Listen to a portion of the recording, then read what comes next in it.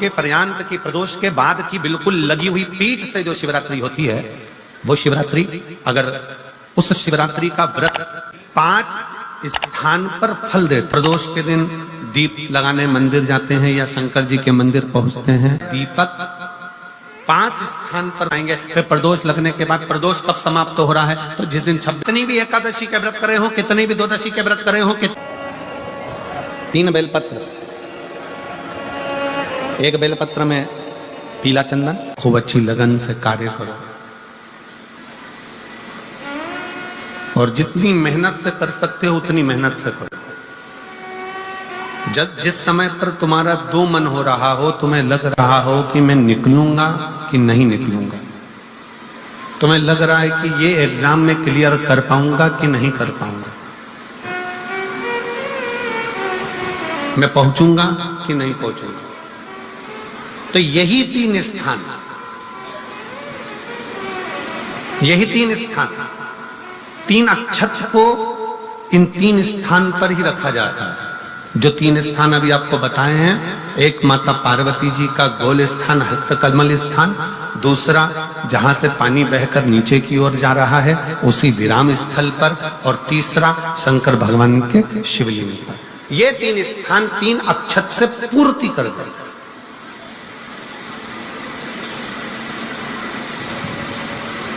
जैसे प्रदोष के दिन, प्रदोष काल में जलाया गया दीप, प्रज्वलित करा गया दीप 5 स्थान पर फल देता है।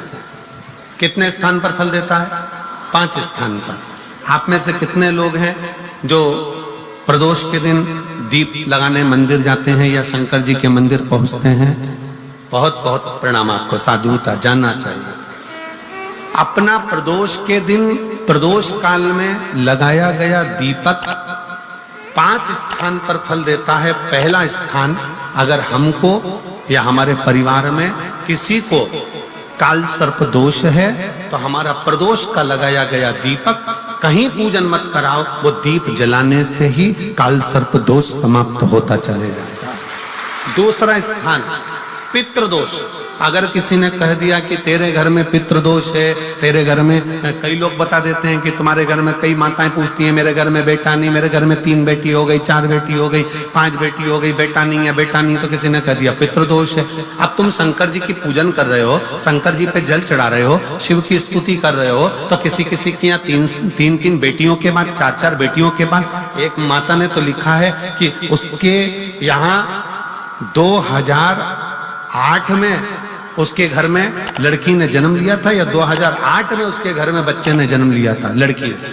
उसके बाद फिर लड़की ने जन्म लिया और उसके बाद उसके घर में कोई पुत्र का योग नहीं बना। तब उसने प्रदोष के समय पर शाम को दिया लगाना प्रारंभ करा और 2008 में बच्ची जन्मी थी और अब 2024 में उसके घर में लड़के ने जन्म लिया।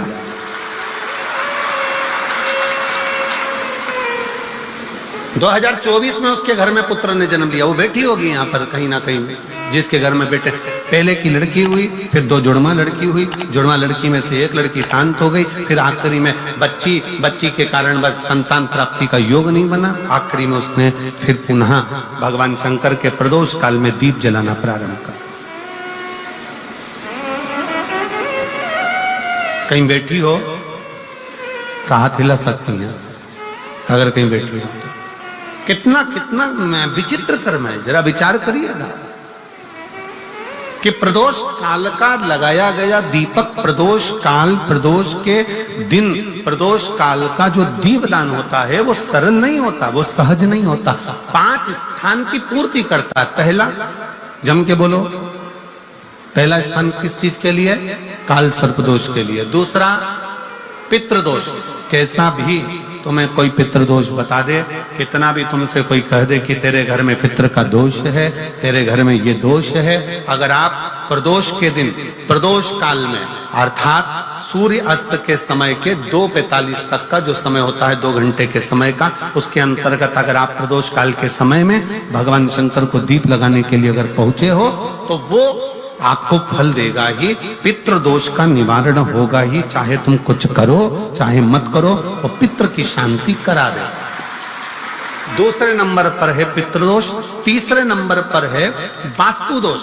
हमारे घर का, अब एक बहुत सावधानी से श्रवण करने वाला विषय है।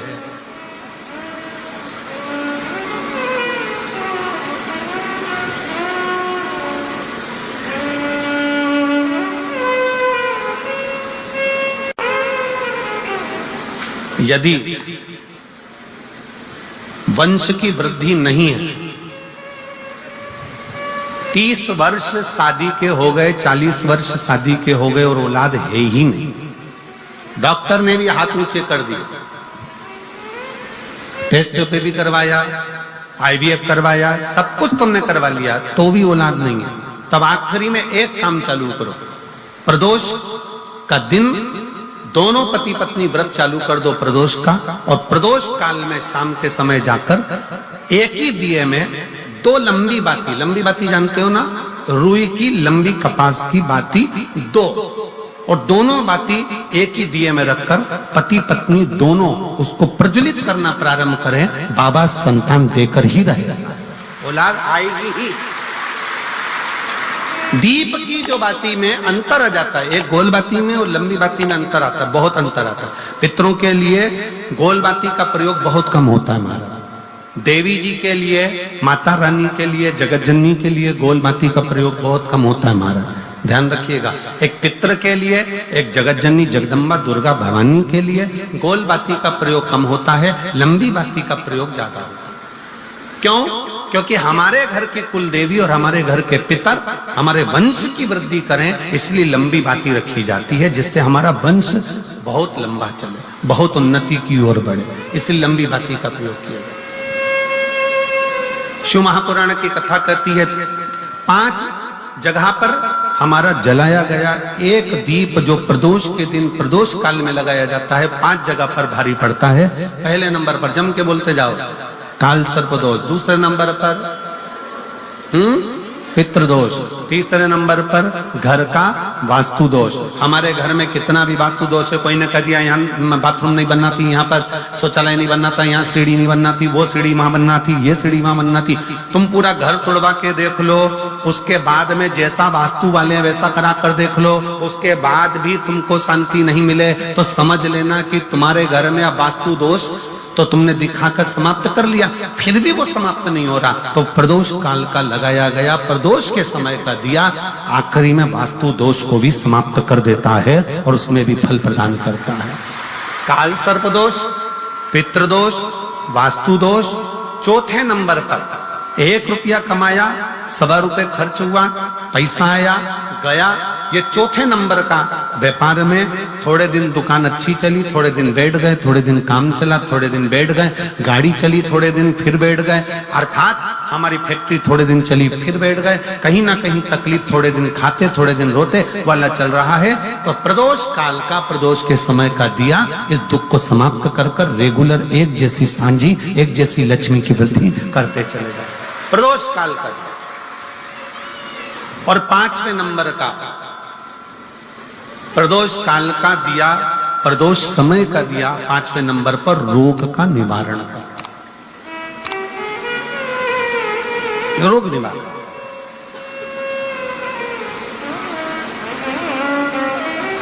ये 5 स्थान जो बताए गए हैं प्रदोष काल के दिन, प्रदोष के दिन दीप प्रज्वलन के। और अब की बार की जो शिवरात्रि आ रही है, बाबा देवाधिदेव महादेव की बड़ी कृपा है, उस पर बहुत करुणा। 25 तारीख को प्रदोष और 26 तारीख को शिवरात्रि। अब जरा प्रदोष के पर्यांत की, प्रदोष के बाद की बिल्कुल लगी हुई पीठ से जो शिवरात्रि होती है, वो शिवरात्रि अगर उस शिवरात्रि का व्रत, साधना, तप, भजन, संसार का मनुष्य कर लेता है तो जिंदगी में उसने कोई व्रत किए ना किए हो, अगर एक व्रत शिवरात्रि का, प्रदोष की पीठ से लगी हुई शिवरात्रि का अगर कर लेता है तो उसको पूरे जीवन के व्रत का पुण्य फल प्राप्त हो। एक व्रत शिवरात्रि का प्रदोष पर्यंत की, अर्थात प्रदोष की पीठ से जुड़ी हुई। अब अगर आप कोई ब्राह्मण से, अगर कोई विद्वज्जन से, कोई पंडित जी से आप पूछेंगे प्रदोष कितनी बजे लग रहा है, वो बताएंगे। फिर प्रदोष लगने के बाद प्रदोष कब समाप्त हो रहा है, तो जिस दिन 26 तारीख हो रही है उसमें लगाया। दोनों की पीठ मिल रही है, दोनों।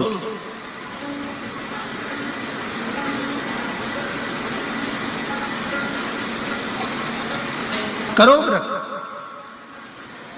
आपने कितनी भी एकादशी के व्रत करे हो, कितनी भी द्वादशी के व्रत करे हो, कितनी भी चतुर्थी व्रत करे हो, कितनी भी तीज व्रत करे हो, कितनी भी अष्टमी का व्रत करा हो, कितनी भी नवरात्रि के व्रत करा हो, कितनी भी तीज का व्रत करा हो, चाहे दुनिया के कितने भी व्रत आपने करे हो, अगर आपने एक महाशिवरात्रि का व्रत नहीं करा तो कोई व्रत का पुण्य फल आपके खाते के अंतर्गत आ नहीं पाता। शिवरात्रि के व्रत की इतनी मूलता है। पर एक निवेदन है, अगर कोई बुजुर्ग है, कोई बीमार है, कोई बूढ़ा व्यक्ति है, बहुत बीमार है, तो उसको निवेदन है आप व्रत ये नहीं कि 24 घंटे का करो, आप व्रत 2 घंटे का कर लो, 1.5 घंटे का कर लो, 1 घंटे का कर लो, 15 मिनट का करो। पर निवेदन है कि जो बीमार व्यक्ति है वो आधे घंटे, 1 घंटा, 2 घंटा, 6 घंटा, 15 मिनट पर शंकर की शिवरात्रि का व्रत ये विचार कर करना। बहू बेटा नाते रिश्ते सबको कह देना। कोई बीमार व्यक्ति है ना, वो भी कह दे कि देख बेटा मेरा व्रत है। तो घर के लोग कहेंगे पापा आपकी तबीयत खराब, मम्मी आपकी तबीयत खराब, दादी आपकी तबीयत खराब, आप व्रत कैसे कर रही हो, बच्चे की व्रत, बच्चा कैसे व्रत कर रहा है, तो कह देना मेरा 2 घंटे का व्रत है। 2 घंटे मैं बाबा का नाम लेकर, जल चढ़ाकर, जल का आचमन कर कर मेरे बाबा की भक्ति कर लूं 2 घंटे की, मेरा व्रत पूर्ण हो जाएगा। मैं व्रत कर रहा हूं, आधी में पुनी। तुलसी बाबा कहते हैं थोड़े में बहुत होता है। आपके व्रत अगर कोई बीमार है उसके लिए, अगर कोई कष्ट है शरीर में उसके लिए ऐसा व्रत है। बाकी के सभी के लिए तो वही व्रत शिवरात्रि का पूर्ण व्रत है जिसमें भगवान शंकर की विरल भक्ति को हम प्राप्त करें।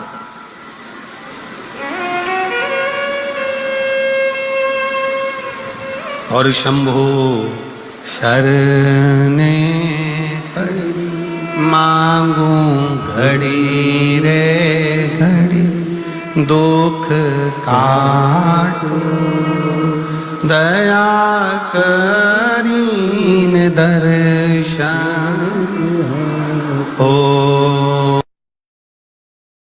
के अंतर्गत घर के पास में जो मंदिर हो, हमेशा कही गई है कि चाहे घर में जो शिवलिंग हो वो, चाहे तुम्हारे घर के पास में जो मंदिर हो उसमें जो शिवलिंग हो वो, या 12 ज्योतिर्लिंग, उपलिंग, ये जितने भी शिवलिंग विराजमान हैं, ये जितने भी शिवलिंग विराजित हैं, इन शिवलिंग पर जब हम जल चढ़ाकर उस जल का आचमन करते हैं तो उस शिवलिंग की जो ज्योति होती है, शिवलिंग की जो ऊर्जा होती है, शिवलिंग की जो एनर्जी होती है, शिवलिंग का जो बल होता है, वो बल हमारे भीतर भी उतरता है और हमारे रोगों को निवारण करता जाता है, हमारे दुखों को निवारण करता जाता है, हमारे कष्टों का निवारण करता जाता है। हमारे दुख, हमारी तकलीफें, हमारा कष्ट अपने आप समाप्त होते चले जाता है। 3 स्थान शिवलिंग पर वर्णित है कि ये 3 स्थान का जब स्पर्श करते हैं तो आप कितने भी रोग से ग्रसित क्यों ना हो, आप कितने भी रोग से घिरे क्यों ना हो, 3 स्थान का स्पर्श करने से आपको एक अलग से ऊर्जा प्राप्त होती है। और आपके शरीर में कितना भी कंपन हो रहा हो, कितनी भी कमजोरी हो रही हो, कितना भी दर्द हो रहा हो, कितना भी कष्ट हो रहा हो, 3 स्थान शिवालय में शिवलिंग के जगह पर बताए गए हैं। उन स्थानों का स्पर्श करने से शरीर में एक ऊर्जा आती है, शरीर में एक बल उत्पन्न होता है, एक ऊर्जा आती है। शरीर के अंतर्गत एक ऊर्जा का संचार होता रहता है। अब उस शिवलिंग को अपन समझें। सभी लोग जरा स्मरण करेंगे। शिवलिंग के अंतर्गत 3 स्थान ऐसे बताए गए हैं जो हमारे को एक बल देते हैं, हमारे भीतर की ऊर्जा उत्पन्न करते हैं। हमारे अंदर कितनी भी कमजोरी होगी, अगर आपने वो 3 स्थान पर हाथ का स्पर्श कर कर पंचाक्षर मंत्र नमः शिवाय या षडाक्षर मंत्र ओम नमः शिवाय या श्री शिवाय नमस्तुभ्यम का स्मरण किया है, तो वो स्थान का स्पर्श करते ही आपके अंदर एक ऊर्जा, एक एनर्जी, एक बल आपके अंतर्गत आता चले जाएगा। एक ऊर्जा आपके अंतर्गत आती चली जाएगी। 3 स्थान, पहला जो ये जलाधारी बनी हुई है, ये जो गोल जो भाग आता है, जलाधारी में जो भी गोल भाग है, वो गोल भाग का हाथ से स्पर्श करना, अर्थात जो माता जी का हस्त कमल है पार्वती जी का, वो जो गोल जलाधारी है जिस पे शिवलिंग रखा हुआ है, वो गोल जला, ये जो चरण है जहां से पानी बहकर जाता है उस स्थान पर नहीं, जहां गोल भाग है उस गोल भाग पर अपने सीधे हाथ का स्पर्श करना और श्री शिवाय नमस्तुभ्यम का जाप या पंचाक्षर मंत्र या षडाक्षर मंत्र ओम नमः शिवाय का जाप करना, पहला। दूसरा स्थान, जहां से पानी बहकर जा रहा है उस स्थान का पानी जहां से बहकर नीचे गिरता है वो भाग पर अपने हाथ का स्पर्श, जहां से पानी बहकर नीचे गिरता है, जो जल आप चढ़ाते हो वो जल बहकर जो नीचे की ओर जाता है उसका स्पर्श, और पंचाक्षर या षडाक्षर या श्री शिवाय नमस्तुभ्यम मंत्र का जाप। फिर तीसरा स्थान बताया कि शिवलिंग में किसी भी स्थान पर अपनी हथेली का स्पर्श, केवल हथेली का स्पर्श, उसमें उंगलियों का स्पर्श नहीं, केवल हथेली का स्पर्श, और पंचाक्षर या षडाक्षर या श्री शिवाय नमस्तुभ्यम मंत्र का जाप। ये 3 स्थान ऐसे बताए हैं कि आपके शरीर में अगर बिल्कुल भी इतनी एनर्जी नहीं है कि आप 2 कदम चल सकते हैं, तो शंकर के मंदिर में, शिवालय में जाकर ये 3 स्थान का स्पर्श करिए। मंदिर से जब आप बाहर निकलेंगे तो खुद के बल पर निकलेंगे, कोई आपको उठाने के लिए जरूरत नहीं पड़ेगी। या षडाक्षर मंत्र ओम नमः शिवाय या श्री शिवाय नमस्तुभ्यम का स्मरण किया है, तो वो स्थान का स्पर्श करते ही आपके अंदर एक ऊर्जा, एक एनर्जी, एक बल आपके अंतर्गत आता चले जाएगा। एक ऊर्जा आपके अंतर्गत आती चली जाएगी। 3 स्थान, पहला जो ये जलाधारी बनी हुई है, ये जो गोल जो भाग आता है, जलाधारी में जो भी गोल भाग है वो गोल भाग का हाथ से स्पर्श करना, अर्थात जो माता जी का हस्त कमल है पार्वती जी का, वो जो गोल जलाधारी है जिस पे शिवलिंग रखा हुआ है, वो गोल जला, ये जो चरण है जहां से पानी बहकर जाता है उस स्थान पर नहीं, जहां गोल भाग है उस गोल भाग पर अपने सीधे हाथ का स्पर्श करना और श्री शिवाय नमस्तुभ्यम का जाप या पंचाक्षर मंत्र या षडाक्षर मंत्र ओम नमः शिवाय का जाप करना, पहला। दूसरा स्थान, जहां से पानी बहकर जा रहा है उस स्थान का पानी जहां से बहकर नीचे गिरता है वो भाग पर अपने हाथ का स्पर्श, जहां से पानी बहकर नीचे गिरता है, जो जल आप चढ़ाते हो वो जल बहकर जो नीचे की ओर जाता है उसका स्पर्श, और पंचाक्षर या षडाक्षर या श्री शिवाय नमस्तुभ्यम मंत्र का जाप। फिर तीसरा स्थान बताया कि शिवलिंग में किसी भी स्थान पर अपनी हथेली का स्पर्श, केवल हथेली का स्पर्श, उसमें